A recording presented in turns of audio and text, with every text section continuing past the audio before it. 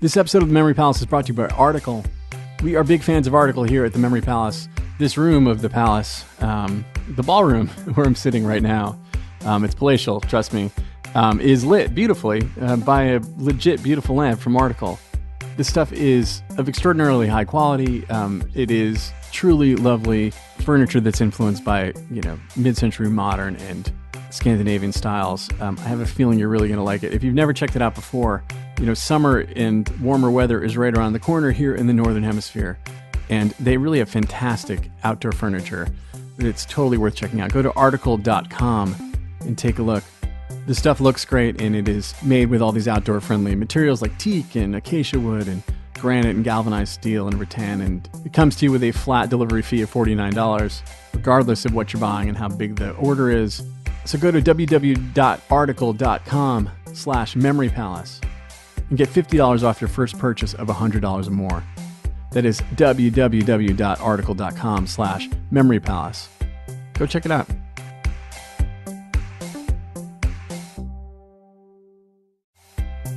I'm excited to tell you guys about a new sponsor that solves the underlying problem of furniture shopping, which is you look at this stuff online and you have no idea whether it's going to actually work in your room.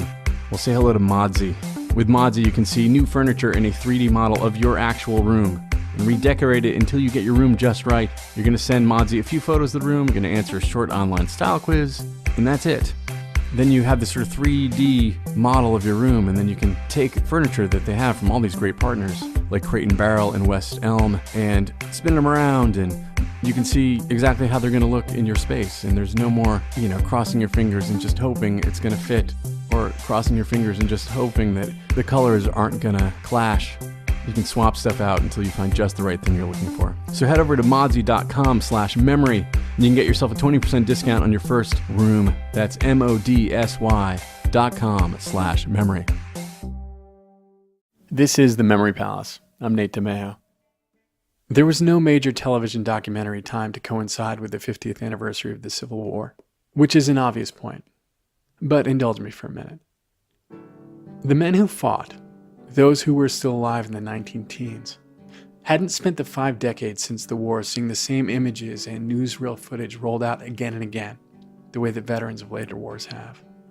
They had no flag being raised over Iwo Jima, or nurse being kissed in Times Square.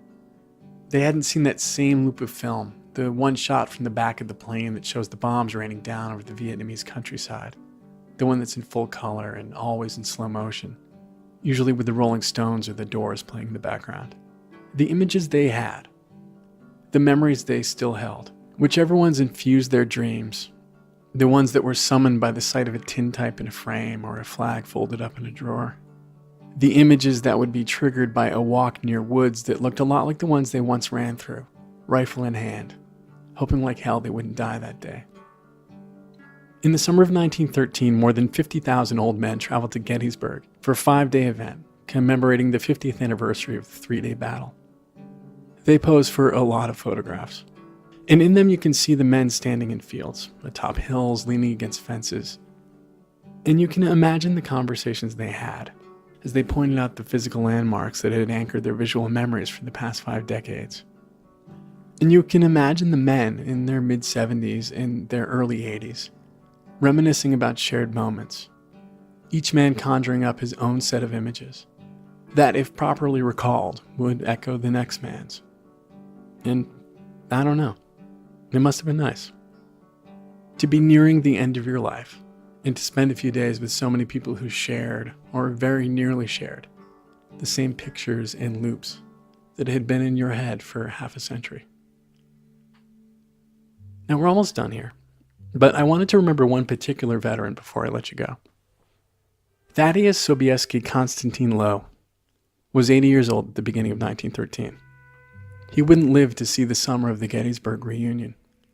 He died in late January in his daughter's house in Pasadena, California.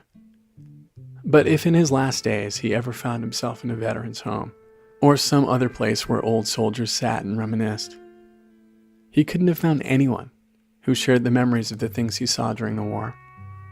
Because there wasn't a man alive who saw those things. He could have counted the men who ever did on his fingers. There was John Wise, John LeMountain, Ezra Allen and his brother James, a few assistants, and that was it. And they were all dead, which left Professor T.S.C. Lowe as the last man to have seen the Civil War from above. He was an aeronaut. He was a balloonist. He spent the 1850s doing what all balloonists did in the 1850s. He tried to come up with ways to fly across the Atlantic. But when war came in 1861, he offered himself and his balloons to his government. His job was to fly hundreds of feet in the air and look down. He soared over battlefields until he crash-landed behind enemy lines at Bull Run. After that, he just went up and down, rising above army camps, taking off from the middle of Chesapeake Bay, turning a coal barge into the first aircraft carrier. He would signal down to Union forces about enemy positions and troop movements. But he would also do that thing that we, 150 years later, have all experienced and have long since stopped being impressed by. That thing where you're in a plane taking off, or at the window of a tall building like the Space Needle, or whatever it is they call the Sears Tower these days. That thing where you look down and people look like ants, and the buildings look like tiny boxes, and the mundane becomes marvelous abstraction. And there's that moment when the thought runs through your head that those people down there in those boxes, they're not just small, they're small. And aren't we all when you really think about it? And then you reach a cloud bank and open up the Sky Mall and forget about it. T.S.C. Lowe got to do that over the Civil War, and I can't imagine he ever forgot about it. We can imagine what he saw and imagine what sorts of images he held until his death 50 years later. But we can't know how it felt to see those things. To have men down below dying and retreating and killing and risking death to save others and lying in fields hoping someone would come to them before they bled out. And to have altitude render those men as patterns in movement. To watch lines rush forward on green fields and collide and atomize as the soldiers who made up those lines fell and fled and vanished beneath smoke and fire. And to look out beyond the Virginia battlefields, to the border, the line that separated two nations, and caused the men below him to fight and to die.